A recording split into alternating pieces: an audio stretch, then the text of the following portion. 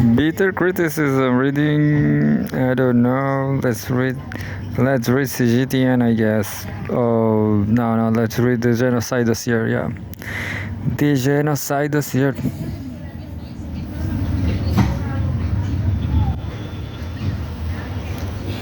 They didn't ask me to change the logo. They changed it. It's not so great. I mean, it's regular. The previous one it was better. I guess it was kind of original, you know.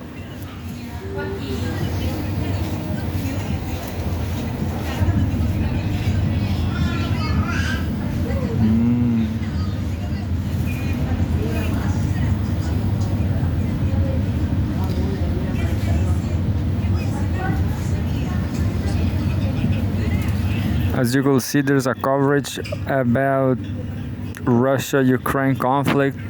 Trump is saying something, I guess, all positive. And now, I mean, it's not a paradise, but it's better than Democrats. Absolutely, the Democrats. I'm going to I'm going to reading on Russia Today. By now, I'm going to read just the genocide in Gaza, the genocide dossier.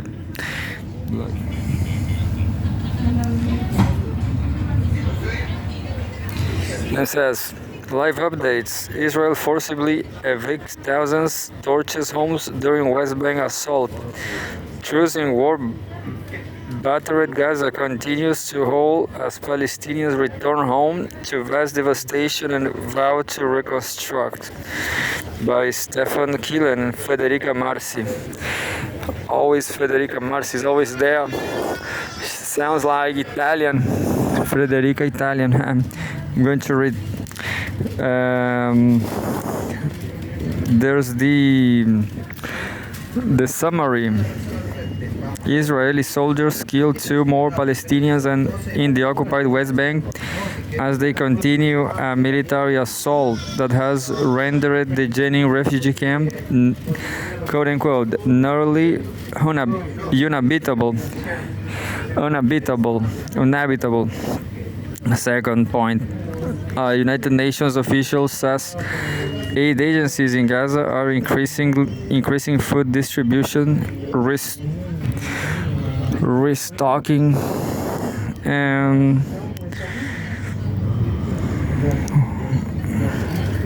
I lost myself. Restocking and rehabilitating hospitals and repairing water networks as the Israel-Hamas ceasefire continues to largely hold. Third, the relief effort comes as aid groups warn a looming Israeli ban on the UN Agency for Palestinian Refugees, UNRWA, could severely harm recovery efforts in Gaza. And fifth, Israel's war on Gaza has killed the same, 47,283 Palestinians, going to 48,000, and wounded 111,472, the double, more than the double wounded children, women, all of it. Since October 7, 2023, at least 1,139 people were killed in Israel during the Hamas-led attacks that day, and more than 200 taken captive. A few seconds ago, Israeli politics makes second phase of ceasefire unlikely to be implemented. So, just like you heard, Israeli politics makes second phase of ceasefire unlikely to be implemented. They want the genocide to be completed. The Israeli military presence along Gaza's border crossing.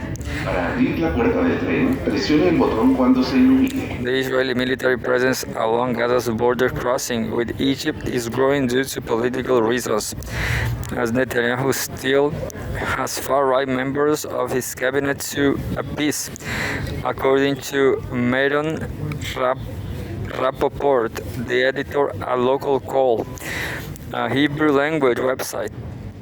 Under the term of ceasefire, Israel has to withdraw all its forces for the area by the 50th day. Quote, but Netanyahu has said Israel will intensify its presence in this area, so there must be security considerations, but above all, I will say it's political, end quote. Rapoport told Al Jazeera speaking from Tel Aviv. He said far-right finance minister Bezalel Smotrich will likely follow through on his threat to quit the cabinet if Israel doesn't return to war after 6 weeks. Oh. After 6 weeks,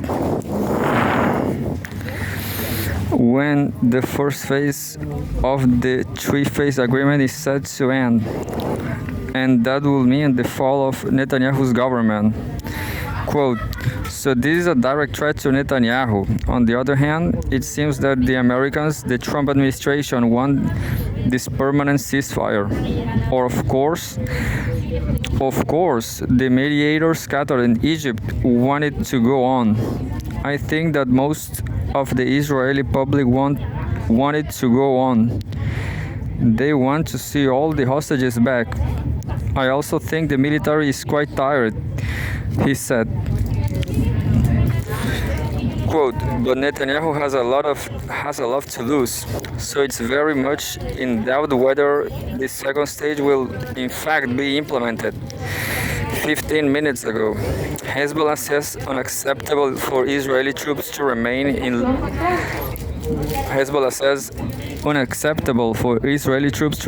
Lebanon.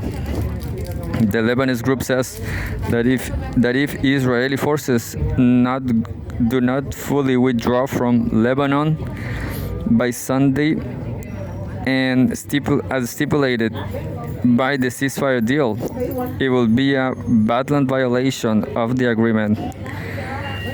Hezbollah said reports about plans to prolong Israel's military presence in Lebanon beyond the deadline call on the political leadership in Lebanon to press the countries sponsoring the ceasefire to ensure its implementation. The US and France are the main brokers of the deal. In its statement, Hezbollah stressed that the Lebanese army should be able to deploy on every inch of Lebanon and residents of areas currently occupied by Israel must be able to quickly return to their homes. The ceasefire agreement reached in November of last year after a devastating war that saw Israel destroy large parts of Lebanon and kill several top Hezbollah political and military officials, gave Israeli troops 60 days to pull out of Lebanon. It also required Hezbollah to withdraw its forces to the north of the Litani River, around 30 kilometers, 18 miles, from the Israeli border. Por tu seguridad y la de todos los pasajeros, no te sientes en el suelo. Quote, exceeding the 60-day period will be a blatant breach of the agreement, a severe violation of Lebanon's sovereignty, and a new chapter of the occupation that will require the state to deal with it with all the tools granted by international norms. End quote, Hezbollah said. Notably, the group did not explicitly threaten to renew the fight against Israeli forces itself. Quote, at this time, we will follow the developments of the situation that should culminate in the coming days in full Israeli withdrawal. The group added, quote, any violation of the agreements and commitments will be unacceptable, end quote. 34 minutes ago, aid group pleads for security support as threat from gangs in Gaza grows. China Law, the Norwegian Refugee Council's communications advisor in Palestine, told Al Jazeera that while targets for the number of aid trucks entering Gaza have been met in recent days, it is now becoming riskier for humanitarian workers to bring aid into the Gaza Strip due to armed gangs. Quote, we continue to call for the restoration of the Palestinian civil police force in order to enable humanitarian aid to reach Gaza and to be able to continue to scale up our response, end quote, she said, speaking from Amman in Jordan. Quote, for the first 4 days of the ceasefire, we saw that there really wasn't Abrir la puerta del tren, presione el botón cuando se ilumine. we saw that there really wasn't looting or criminal acts, end quote, Lowe said. Quote, but over the last day or so, there has been intensification of looting from criminal gangs, and we aren't entirely sure why it's emerging. Quote, but we know that we need protection as aid workers, and the supplies that we are bringing in to reach civilians in desperate need of assistance must also be protected. Lowe said aid organizations are working with a huge sense of urgency due to the scale of siege and the threat that fighting could resume. Quote, there's still a starvation crisis. Well, that's it. Lowe said, quote, hospitals still need to be brought back to capacity, and so the aid that is coming in now is primarily the bare essentials: food, water, medicines, shelter, supplies, and wind. So that's it.